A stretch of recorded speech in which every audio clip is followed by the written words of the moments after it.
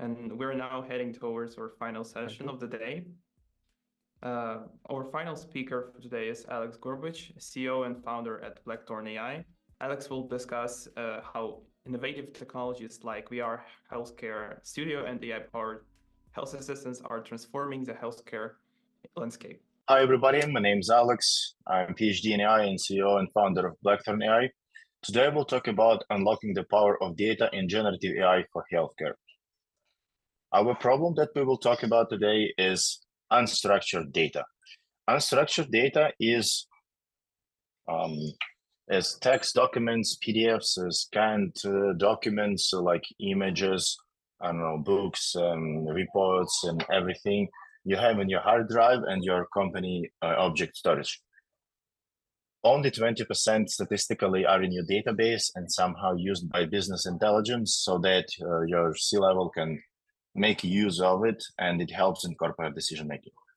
Unstructured data, on the other hand, is inconsistent, very hard to automate, and as a result, it is unused, but it contains a lot of information and useful information. So today we'll talk about how to deal with it.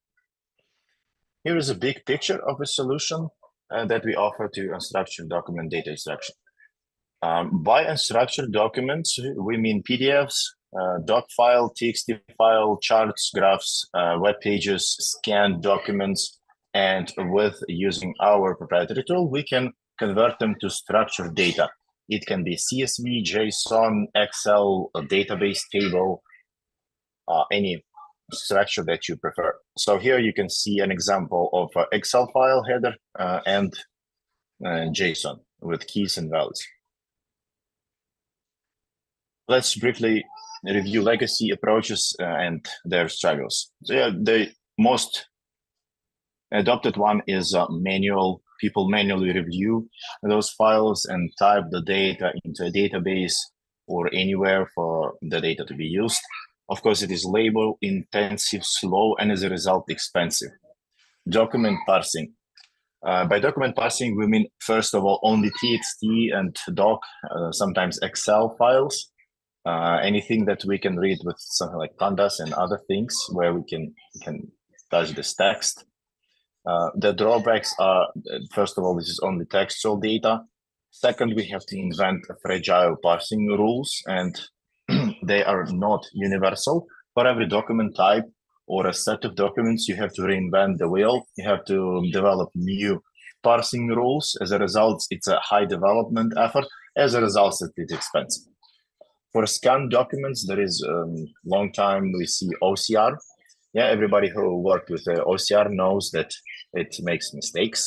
So the best you can expect is some kind of accuracy for typical documents. And for another type of documents, you need another OCR.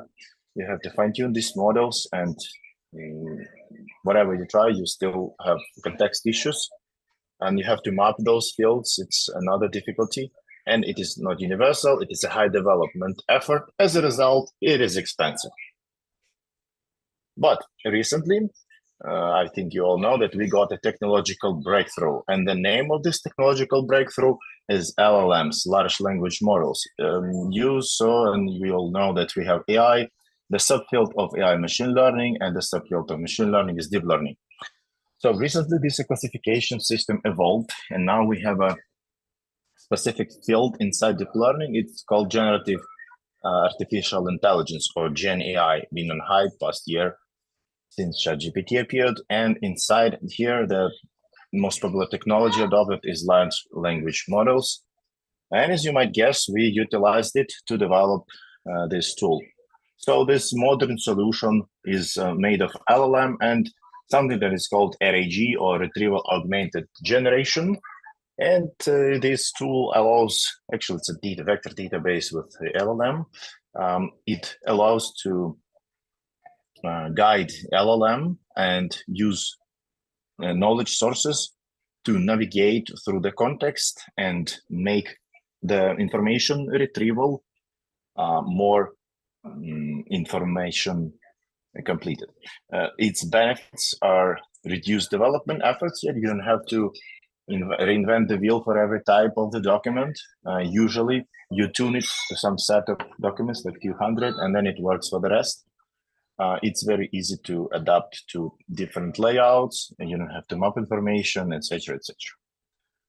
Yeah, of course, there are some challenges like hallucinations, like issues with data privacy and intensive resource use, but they are addressable. The summary of this is this approach is a way cheaper than the legacy approaches. Now I will briefly describe the technology behind. So there are two steps. First is indexation of documents, where the collated unstructured data, such as plain text files, PDFs, texts, Excel spreadsheets, Markdown files, HTML files, other files like images. For images, of course, we need to use cross-modality LLMs like visual LLMs, which allow extract information from images. Then we extract text or extract information. We clean, normalize the information, we chunk it and turn into embeddings and put embeddings into the vector database. This is step one. Step two is actually information retrieval. This vector database that was created on step one, we use in a combination with the queries that we submit to LLM. So instead the query going directly into LLM, it first goes to vector database, finds the most relevant embedding that is the most similar to the query context, and then combines the prompt with this piece of document and submits it to LLM so that the output has no hallucination, it's grounded, and discovered the document, information from documents. You can learn more about LLMs, RAG, and custom data in our blog post following this link or scanning this QR code. To summarize, the benefits is less time, less people, like cheaper solution, improved detectability, also context taken into account. Like briefly, it's 10 times reduction in development time and cost. Now I will talk about several use cases that we already met and applied the tool. First is extracting data from web pages. Here is an example of a web page. And there are hundreds and thousands of web pages with this information. And we don't know where on each of these web pages this information is located. We only want to know like name, scientific title, surname, address, and a field of a specialization of doctors in this case. And we want to automate that. Imagine writing a scraper, web scraper for each of the web pages. You will need to develop a custom web scraper, and that will take you eternity for thousands of web sources. And then they will start to update websites, your scrapers will crash, and you will have to fix them. And that will take another eternity to maintain your tool. Like AI with LLMs is free of that, so kind of faster and cheaper. Another case study is retrieval information from scanned patient cards. Here you can see the scanned patient cards. It's blurry a little bit, and also there is some rotation. But what we want to know what kind of procedure was applied to a patient and what is the clinical history requested. And we can extract that and map to a patient's gender and other features into the database. And then we have this information collected, we can work with it. We have a client basis and who did what and when, and all the stuff that is needed for doctors. So the third case is insurance information retrieval from PDFs.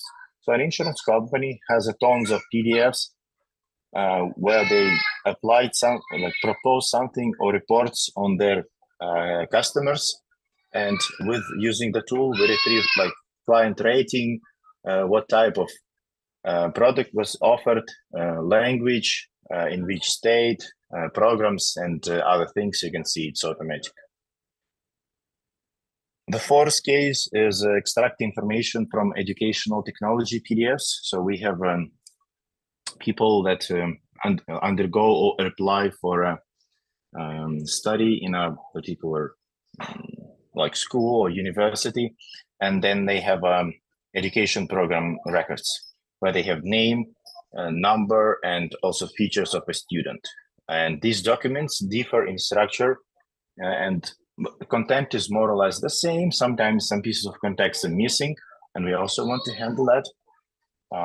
The point is that the tool is universal for any structure of documents. And see here, we want to have a particular results independent on the document structure and stuff.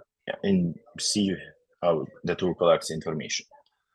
The fifth use case is automation of reviewing scientific papers using web resources. The goal here is to make easier life of reviewers. So they submit a query like, hey, I want trials of Pseudomonas aeruginosa bacteremia. And the tool first goes to internet and find the relevant trials, and then extracts a quick summary of the information in trials. Of course, this is just a piece of information. There will be more specific information on which medical substances were studied. Is it a penicillin? Is it other antibiotics and stuff? Because this is the most area of interest, and it can be extracted automatically. The sixth and the last case will be extraction of information from charts and graphs. You can see the conceptual schema idea here. So you have graphs, but you want to turn them back to a table with data, and the tool allows that. So thank you for your attention. Feel free to ask questions. I will be happy to answer. Mikhailo? Thank you, Alex. Thank you for that visionary presentation. The potential of generative AI in healthcare is truly inspiring. So yeah, let's take some time for the last Q&A session. The first question is how generative AI differs from traditional data processing methods in handling unstructured data. So I gave you the case of websites. By the way, first, it differs from case to case. The easiest case to give you a taste of the difference is web page scraping. Typical, the most adopted web scraping now is using tools like Selenium, where a scraper emulates a user actions. It goes to HTML and CSS code of the page and tries to extract information using a hard coded structure of a website. So first you need to code it using explicit rules, and then you will get information if this information remains in the static places. If the structure of the web pages change, or you need to extract information from another web page, you need to write another web scraper. If you have 1,000 web pages, you need to write 1,000 web scrapers. Do you feel effort? Brief estimate is like 1 day for one scraper, right? So you need 1,000 days for 1,000 websites. Using generative AI and our approach, this time will be reduced like 10, maybe 50 times. So you will need 150 days, something like that. Great answer. And also we have a question, how does AI ensure unbiased and immediate diagnosis, and what impact does this have on patient care? Can you repeat, please? Sure. So how does AI ensure unbiased and immediate diagnosis, and what impact does this have on the patient care? I think this is a question to Andrei. How we make sure that the AI is unbiased by referencing with human specialists, unfortunately, or we use another AI to validate the first AI. But you might guess the risks. Who promised and who can guarantee that this second AI is not biased? And unfortunately, all AI is biased. All of them wrong, but some of them useful. So yes, to make sure that the AI is unbiased, it undergoes trials under human supervision. Trials, then you collect user feedback where they say, okay, it was correct, it was incorrect. For some time, it is maturating, where you take into account bad cases and you like close these corner cases. And with some time, this solution has like 99.9 accuracy percent. To achieve 100%, you just need to say it, okay, I don't know, in some cases with a low confidence. Yeah, in this way, we can achieve almost perfect accuracy. But I would not take the responsibility to say that it will be always correct. Definitely. And the last question is asking, so Gen AI approaches do not require development of such rules as older approaches? No. It requires chunking information correctly. It requires some observation. It requires some tuning. But the major advantage is that you do not develop the rules. This is a top one advantage, and it saves like, I don't know, weeks, months, years, you tell me. Thank you for an answer, and thank you guys for your questions and engagement. Our time is coming to an end.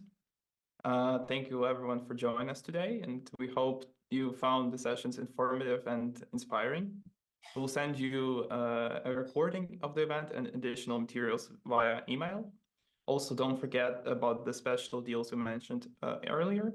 You have the opportunity to benefit from the exclusive offers, including a 10% discount on creating your own AI product and a free AI integration readiness checklist. To get it, you have to go to blackthorn.ai/contact, fill in the form with your goals, and add the promo code AI10. See you at future events, and have a great day.